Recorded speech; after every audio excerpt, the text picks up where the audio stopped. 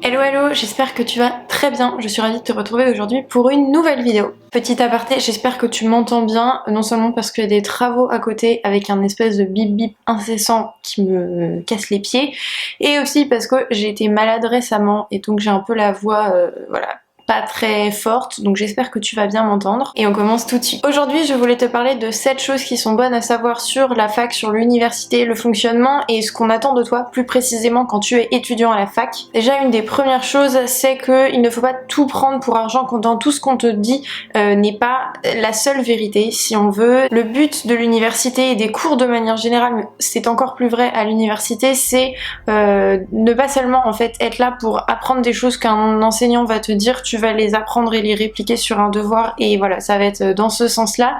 L'idée c'est aussi que tu apprennes par toi-même, que tu fasses tes propres recherches, que tu deviennes autonome dans ton apprentissage et par conséquent tout ce qu'on te dit n'est pas à prendre au pied de la lettre. Tu peux faire des recherches complémentaires, tu peux ne pas être tout à fait d'accord. Évidemment que les enseignants qui t'enseignent les cours, des cours que tu suis, disposent d'une certaine partie de la vérité, t'enseignent évidemment des faits, des choses actuelles, des choses qui sont établies, mais ce n'est pas la seule vérité. Tu peux et tu dois d'ailleurs aller chercher plus loin, aller grappiller un peu des informations à côté, gratter la surface de ce que l'on te dit parce que c'est comme ça que ça fonctionne, c'est comme ça que tu vas développer ton esprit critique et ça c'est vraiment très très important à l'université, dans les études de manière générale, parce que c'est notamment ça qui ensuite va faire de toi un adulte éclairé, ouvert, qui ne va pas tomber dans le panneau de ce qu'on peut te raconter à droite et à gauche. C'est vraiment essentiel de voir ça comme ça, de ne pas considérer que la seule vérité, l'ultime vérité sort de la bouche des enseignants, qu'on ne peut pas aller à l'encontre, qu'on ne peut pas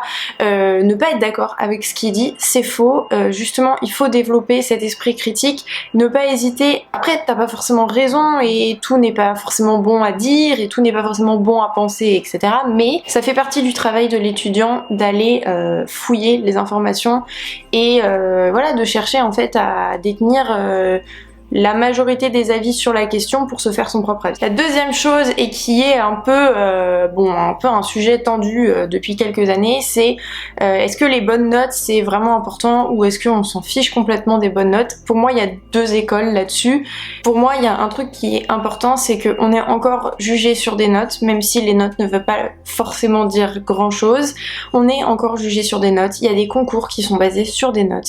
Et ces notes se basent aussi sur un apprentissage. C'est-à-dire que quoi qu'on veuille en faire croire sur le système éducatif français aujourd'hui, quand tu as un 10 sur 20, ça veut dire que théoriquement, si on suit cette notation de 0 à 20, tu as acquis la moitié des informations, tu as acquis la moitié des compétences. Donc ça veut dire qu'il te reste encore une marge de progression. C'est pour ça que les notes c'est encore important, non seulement parce que malheureusement il y a encore des systèmes d'évaluation qui fonctionnent sur ce système voilà, de notation là, et parce que tu as ensuite la sélection en master, parce que, alors certes c'est pas des informations que les recruteurs vont regarder, c'est souvent l'argument qui est avancé, non on s'en fiche que t'aies eu 18 à ton contrôle de maths, personne va regarder ça. Non c'est vrai, personne dans le monde de l'entreprise ne va regarder tes notes, même tes notes de mémoire, tout le monde s'en tape. Mais la réalité c'est que ça va être regardé avant et c'est ces notes-là qui vont te permettre d'arriver jusqu'à ce poste-là.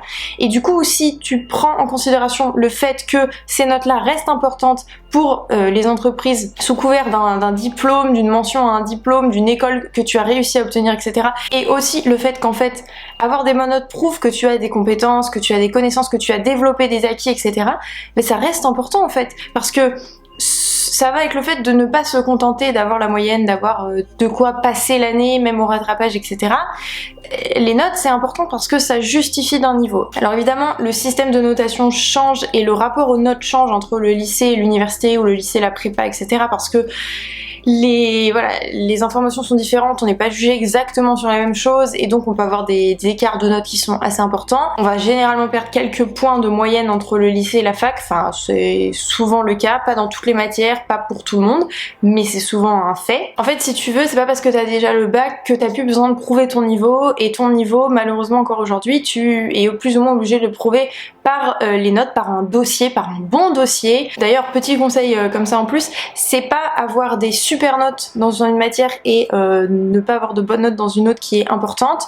Même pour la sélection master, en contraire, c'est souvent l'inverse, c'est-à-dire être moyen bon partout, c'est-à-dire montrer que même dans les matières où tu as des difficultés, tu fournis des efforts, tu fais en sorte d'être le meilleur de toi-même et que tu arrives en fait à travailler toutes tes matières avec un niveau homogène. C'est vraiment ça qui est important et c'est valable pour toutes les années parce que ça montre justement une espèce de ténacité dans le travail, une espèce d'attention aux détails qui fait que même si tu as des difficultés, tu travailles, même si c'est dur, tu travailles, tu fais en sorte de t'améliorer, tu as compris que avoir toutes ces compétences là était nécessaire pour l'obtention du diplôme et pour ton toi d'après.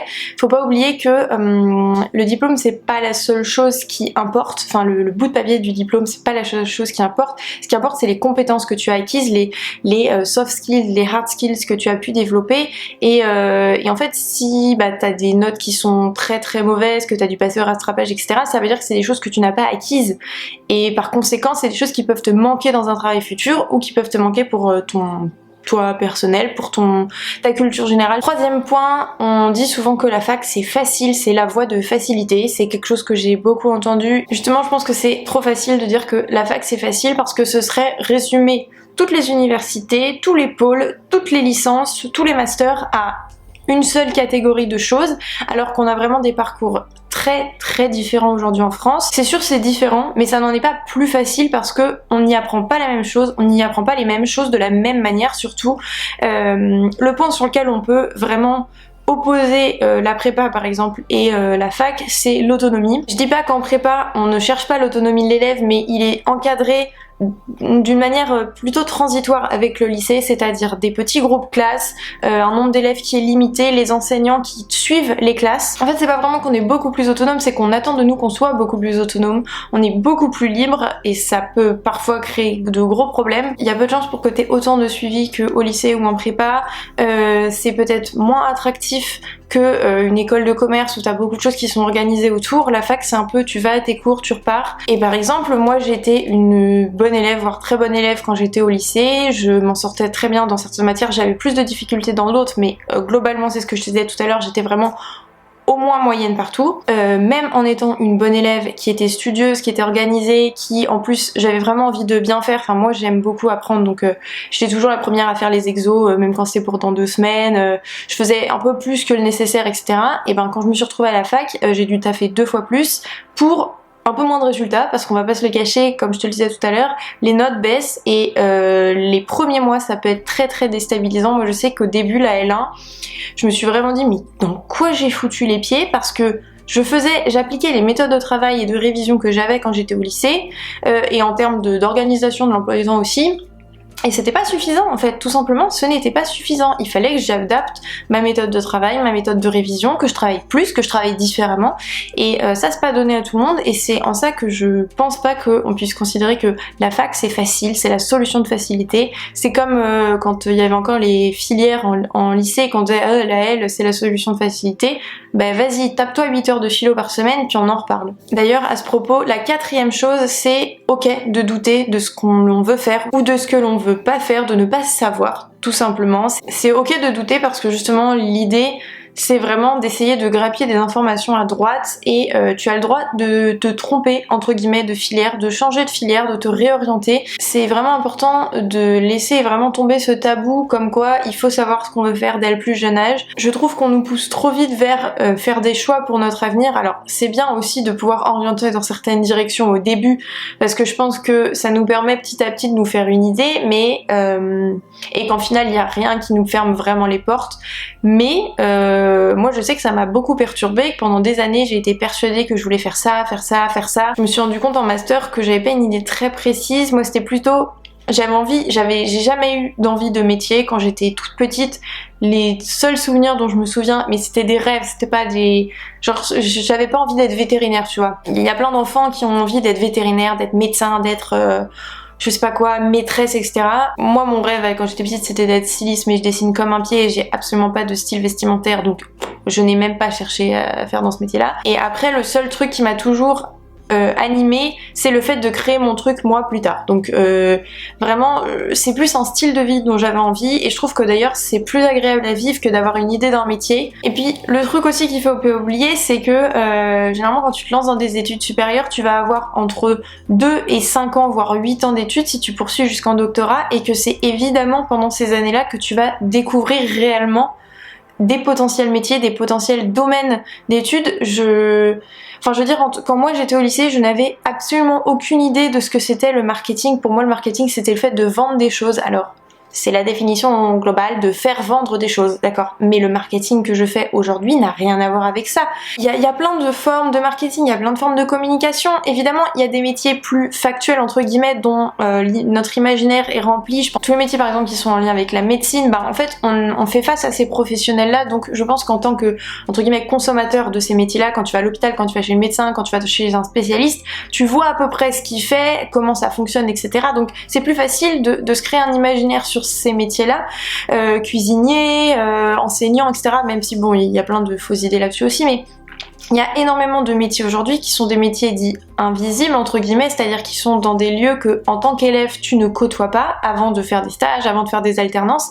Et donc, c'est autant de possibilités de métiers que tu n'as jamais rencontrés, en fait. Et bah voilà, quand j'étais au lycée, moi j'avais vu qu'en LEA, on faisait des langues, donc ça, bon, tu connais les langues, mais qu'on faisait l'écho du droit, de la compta, du market. Et je m'étais dit, bah ok, alors que je n'avais absolument aucune idée de ce à quoi ça allait me servir et de quel métier était derrière. C'est les différentes années de cours, plus les spécialités, plus les stages, les alternances, etc. que tu vas faire qui vont t'aider à t'orienter dans une certaine direction. De toute façon, aucun choix n'est jamais définitif à 100%.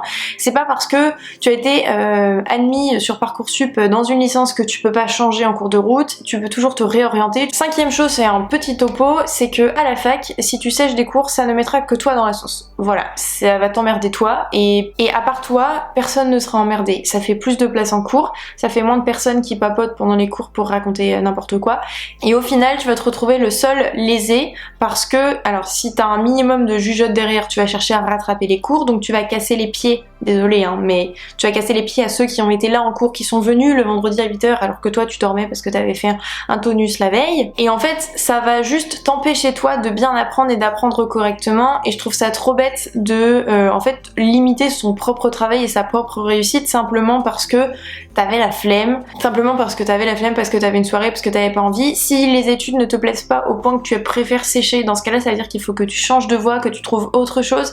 Si t'as trop la flemme, bah il y a un moment faut se remettre en question aussi et se dire ok, donc là je fais quoi, je pars, je reste, il faut décider. Sixième point, et là c'est un peu la suite du point précédent, c'est qu'en gros tu peux avoir suivi exactement le même cours, les mêmes 2 heures de cours que la personne qui est à côté de toi, et ne pas avoir noté exactement la même chose, ne pas avoir retenu la même chose, ne pas avoir compris la même chose. Parce que tout simplement on fonctionne de façon différente, et on ne retient pas forcément les mêmes informations, ça fait pas forcément le même lien avec ce qu'on connaît à côté. En gros à la fac il n'y a pas de trace écrite, il n'y a pas de texte à trous, il n'y a pas de truc déjà tout fait où en gros bah tu peux juste écouter. Évidemment il y a des profs qui fonctionnent avec des espèces de livrets sur laquelle il y a une partie du cours, etc. Mais grosso modo tu vas quand même devoir prendre des notes, et là alors je te mettrai mes vidéos sur la prise de notes aussi parce que c'est tout un sujet, donc je vais pas en parler maintenant. Tu peux ne pas avoir du tout pris en note la même chose que la personne à côté de toi, parce que tu vas pas mettre l'emphase sur les mêmes détails. Peut-être que toi t'as juste besoin d'avoir genre je sais pas moi des actions concrètes, des trucs simples, etc. Et il y a une autre personne qui va préférer tout noter, et du coup en termes d'apprentissage après ben forcément vous allez pas retenir les mêmes informations. Vraiment d'essayer de noter l'essentiel, de ne pas se focaliser sur noter ce qui est sur le diapo, mais noter ce que le prof dit, parce que c'est la seule source d'information que tu ne retrouveras pas ailleurs. Et le dernier point, et je m'arrêterai sur ça parce que ça fait déjà longtemps que je parle, c'est le diplôme ne fait pas tout, quelle que soit l'école ou l'université dans laquelle tu l'as fait, ce n'est pas tout. Alors certes, certains diplômes ouvrent des portes comme ça, mais en fait c'est ce que tu en fais qui est important, c'est la façon dont tu le valorises, c'est ce que toi tu as appris pendant ce diplôme. En fait moi je vois vraiment l'université comme un espèce d'enseignement de la vie si tu veux, où tu apprends non seulement des connaissances mais aussi des compétences, tu apprends donc à être autonome, à travailler par toi-même, et en gros pour moi c'est un peu comme plein de petites potions magiques qui te font grandir. C'est le diplôme, c'est pas juste le bout de papier à la fin, c'est toutes les compétences que tu as acquises à l'intérieur, toute la polyvalence que ça t'a permis d'obtenir. Ça va te donner une personnalité entre guillemets, c'est-à-dire que là encore tu peux avoir le même diplôme qu'une autre personne de ta promo par exemple, mais ne pas du tout avoir retenu là encore les mêmes choses de ton master, parce que selon les intérêts qui peuvent être communs ou non, et ben t'as pas retenu la même chose tout simplement, c'est pas les mêmes choses qui t'intéressent. Tu peux partir dans des parcours très très variés, j'en avais déjà parlé pareil dans une vidéo, mais en termes de post-master, je pense qu'il n'y en a pas un seul qui a exactement le même type de poste, on est tous partis vers des postes très différents. Donc voilà, j'espère que cette vidéo t'a plu. Si jamais elle t'a plu, n'hésite surtout pas à lâcher un like et à t'abonner avec le lien juste en dessous, ça me ferait très plaisir de continuer à développer cette chaîne et à t'apporter de l'aide au quotidien. Tu peux aussi retrouver sur Instagram des informations complémentaires sur les filières à l'université, des conseils pour les études, etc. Et nous on se retrouve bientôt pour une nouvelle vidéo. Salut!